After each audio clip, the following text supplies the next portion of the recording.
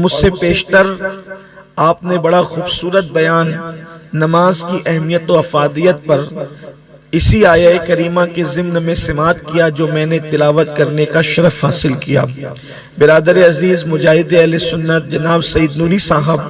اور ہم لوگ کمرے میں بیٹھے ہوئے تھے، تو میں نے بھائی سے عرض کیا کہ کمرے میں بیٹھنے کی بجائے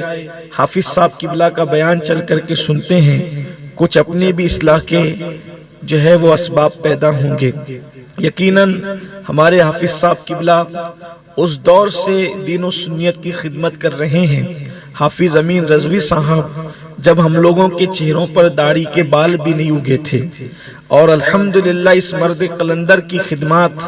صرف سورت ہی نہیں بلکہ سورت سے لے کر کے ودربھا خاندیش اس سب سرزمین پر ہے۔ اور حافظ صاحب کی تقریر اور گفتگو کا سب سے نمایاں اور خوبصورت پہلو یہ ہے کہ حافظ صاحب کی گفتگو کو اگر کوئی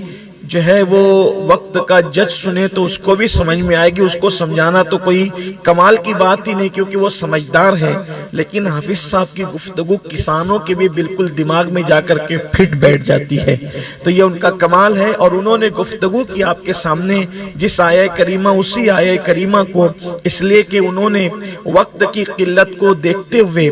جو ہے وہ اپنی گفتگو کو ادھوری ختم کر دیا، اور انہوں نے کچھ ذمہ داریاں گویا کہ اشاروں میں مجھ پہ ڈال دی۔ میں ان کے شروع کیے ہوئے عنوان کو انہی کی اجازت سے جو ہے وہ مکمل کرنے کی سعادت حاصل کروں گا۔